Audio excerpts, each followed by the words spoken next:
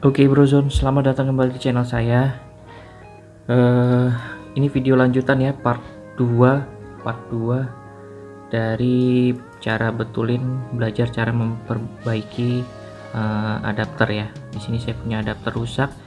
Yang part 1-nya saya sudah terangkan bagaimana kerusakannya karena disarangi semut di sini ya.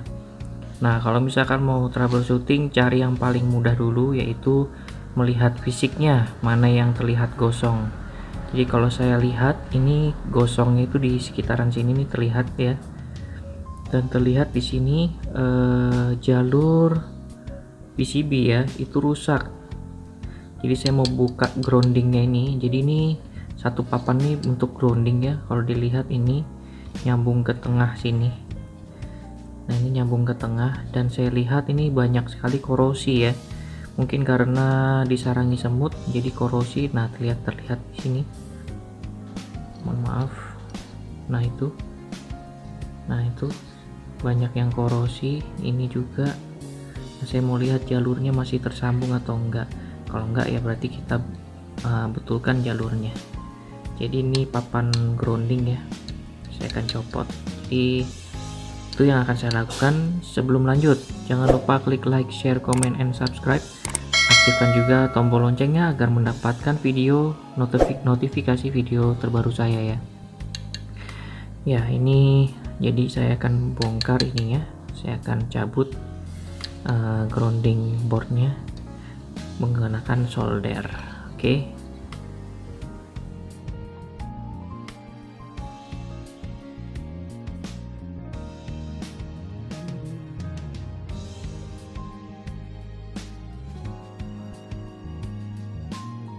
Oke, ini papan groundingnya ya.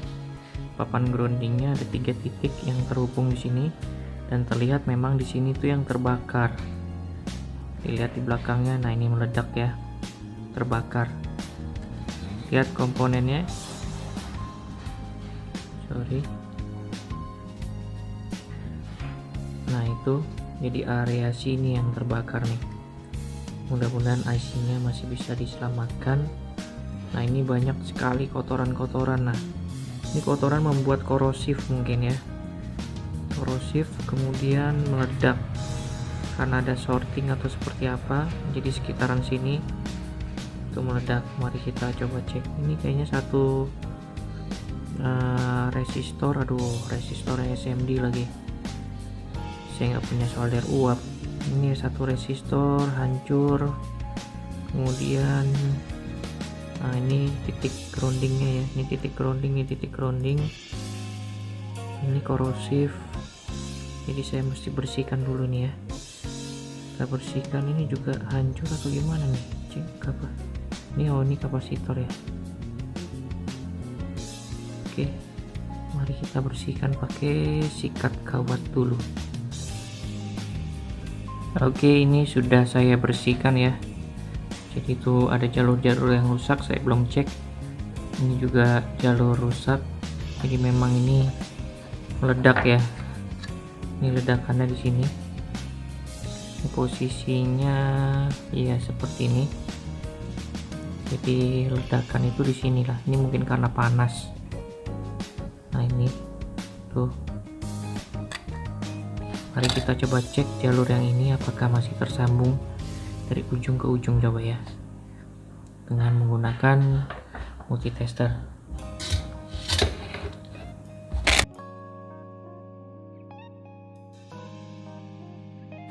Jalur dari ujung ini metode kita coba tes nyambung ya. Coba kita cek ke sini. Nah tuh putus ya. Jadi kita harus sambung lagi nih jalurnya. Ini putus. Oke, mari kita coba sambung.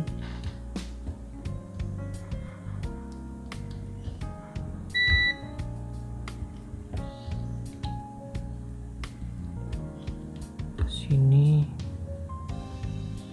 Ya, itu dia. Kadang nyambung, kadang enggak. Jadi sudah korosif. Mari kita coba solder dulu ya. Solder jalurnya dulu ya.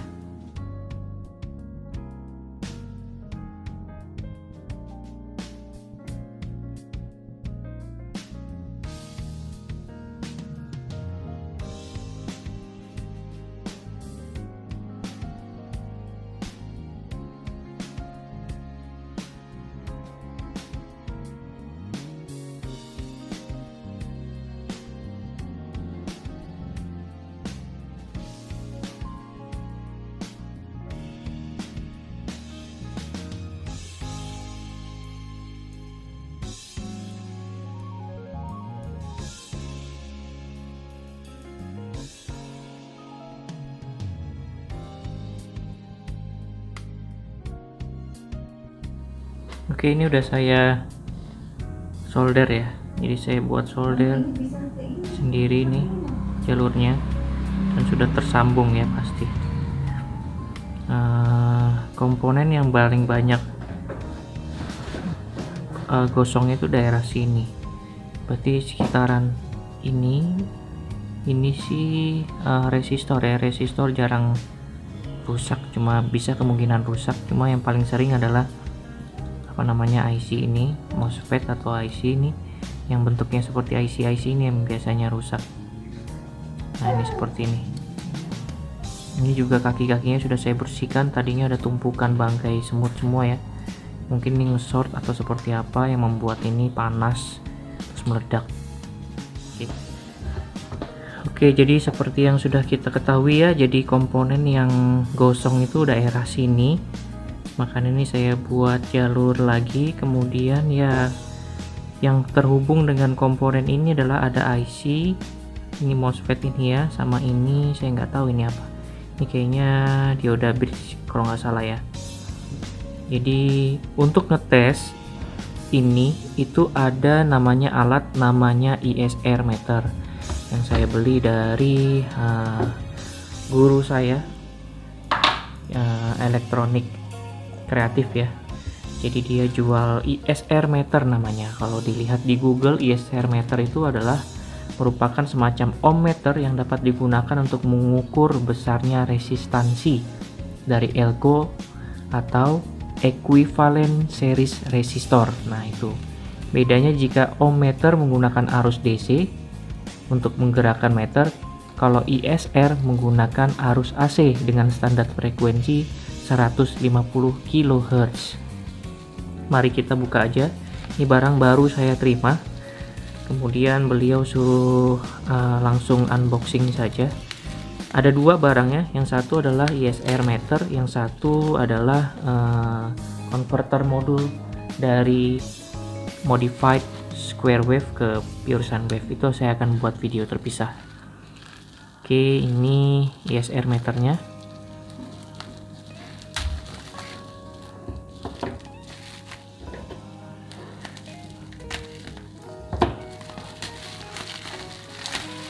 Ya, bentuknya seperti ini ya.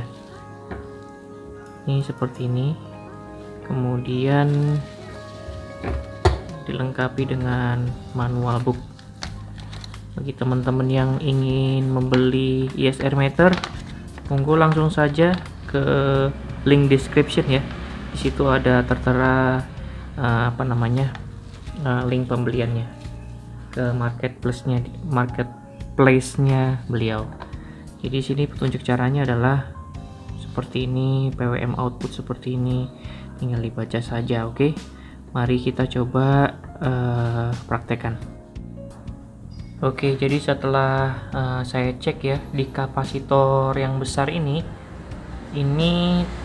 voltasenya itu cuma 29-30 volt DC, sedangkan ini kapasitasnya di sini kalau saya lihat itu 10 mikrofarad, sorry nggak kelihatan ya, di sampling tip 400 volt. Jadi harusnya ini kalau saya tebak kan dari AC ke DC keluarannya ya.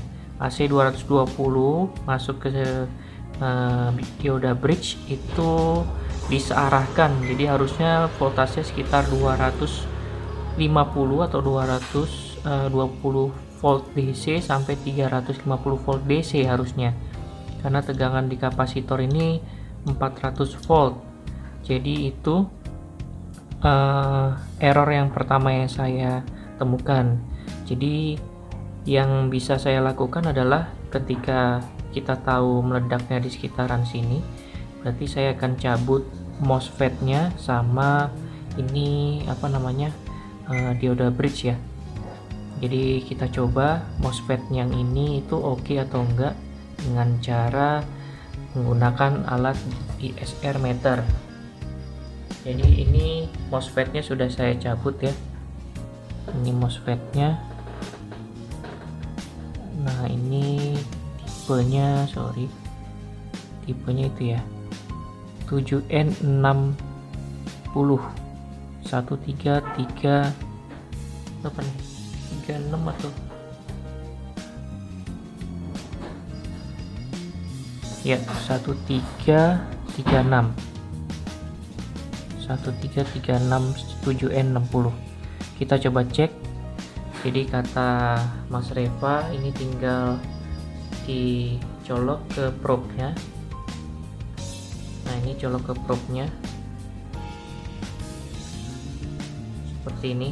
Saya nggak usah, terus kemudian tinggal ditekan rotari potensiometernya.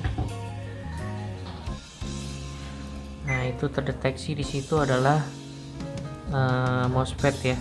Saya nggak tahu, kurang paham cara bacanya seperti apa. Nah, itu jadi berubah-ubah. Jadi 123 ini kayaknya kakinya ya, kaki 123 itu SDG, gate. S itu apa, D itu apa, nanti saya pelajari. Jadi gate-nya yang sebelah sini, terus kemudian ini 2 ke 1, 1 ke 2 ya, dari 1 ke 2 ini 578 volt. Terus nah ini oke. Ini belum dikalibrasi, tapi intinya ini MOSFET-nya sepertinya tidak ada masalah ya. MOSFET-nya tidak ada masalah. Jadi yang ada masalah mungkin di dioda bridge-nya.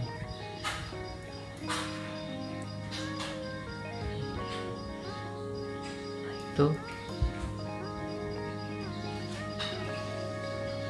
kayaknya ini masih bisa terbaca sama ISR, berarti ini oke lah. Oke. Kemudian saya cabut juga ini namanya dioda bridge ya, modelnya seperti ini, sangat kecil sekali dengan serinya, aduh kurang kebaca ya.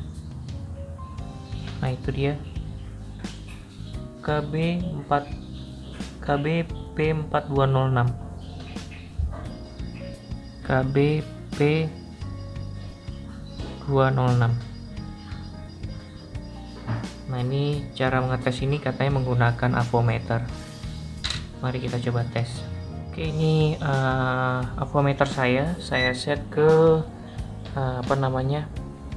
untuk ngecek dioda ya. Ini lambangnya seperti ini. Sorry, saya coba nyalakan. Oh, ini baterainya sudah mau habis, tapi intinya di situ terlihat lambangnya. Nah, yang atas itu adalah untuk ngetes dioda. Oke, ini saya coba kesinikan. Kemudian kita mulai tes di sini. Kaki yang paling kanan saya tes dengan kaki yang kedua.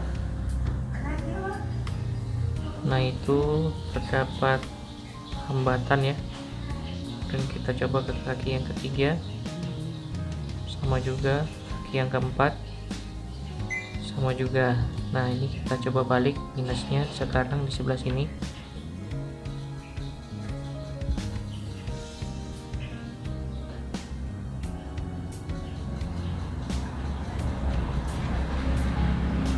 Ini itu oke ya. Jadi nggak ada artinya diodanya berfungsi. Ini juga bagaimana dengan kaki yang sebelah sini, masih berfungsi.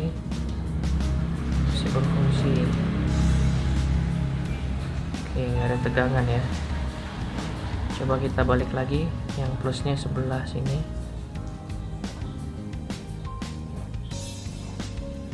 Nah, itu ada ya. Kemudian yang ini oke, ini nggak ada hubungannya berarti. Kemudian yang ini sama ini, nah itu ada. Jadi sepertinya diodanya juga oke juga ini.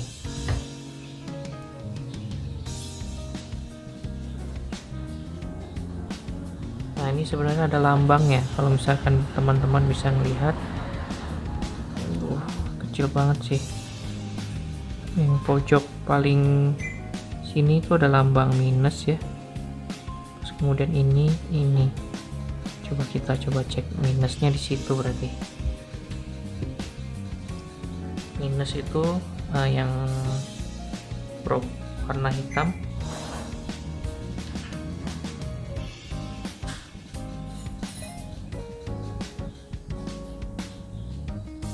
Oh, nggak ada apa-apa. Coba kalau dibalik tadi juga. Nah, ini ada arusnya,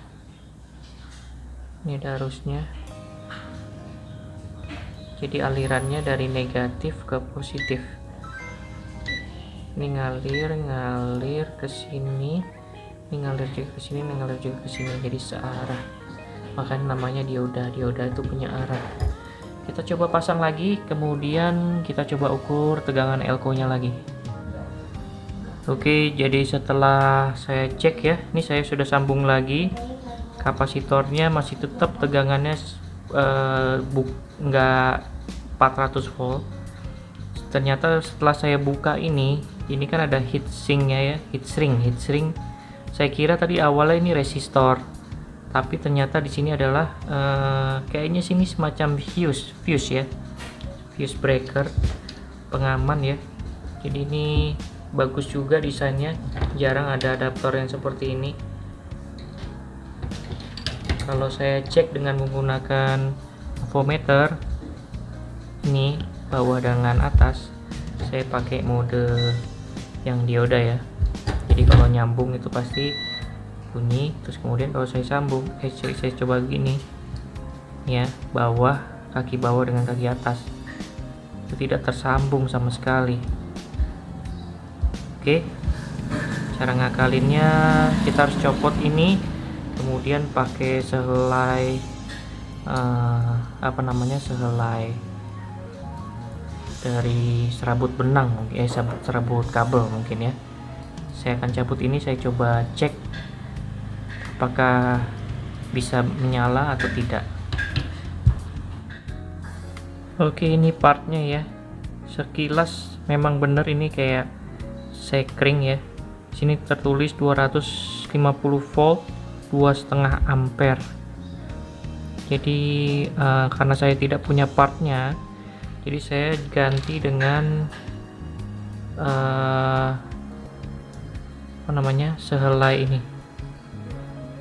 sehelai serabut kabel. Jadi saya modif dengan menggunakan ini sekringnya. Oke, ini udah saya ganti ya, ini dengan sehelai kawat serabut ya, sehelai serabut dari kabel. Nah, ini bentuknya seperti ini. Mudah-mudahan kapasitornya memang terisi gara-gara ini mungkin. Oke, mari kita coba tes ya. Alhamdulillah lampu sudah menyala. Berarti benar problemnya ada di fuse ya. Jadi saya akalin seperti itu, langsung nyala ini, jadi nggak usah dicek lagi. Kalau saya cek tegangan outputnya di sini, sebentar. Jadi saya cek tegangan outputnya harusnya 24 volt DC. Ini saya cek di sini. Yang dalam positif, yang luar itu biasanya grounding.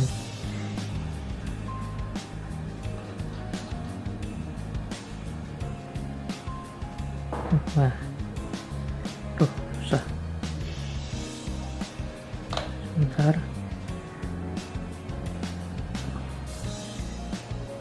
Itu ya. Nah, itu tegangannya 24 volt DC. Jadi alhamdulillah sudah bekerja adaptornya 24 volt gara-gara semut. Makasih juga Mas Reva dari Elektronik Kreatif ya. Saya juga bisa ngecek jadi MOSFET-nya bener atau enggak. Oke. Kalau misalkan yang mau beli ISR meter, silakan di cek di link description, di situ ada link pembeliannya. Akhir kata dari saya, jangan lupa seperti biasa klik like, share, comment, and subscribe.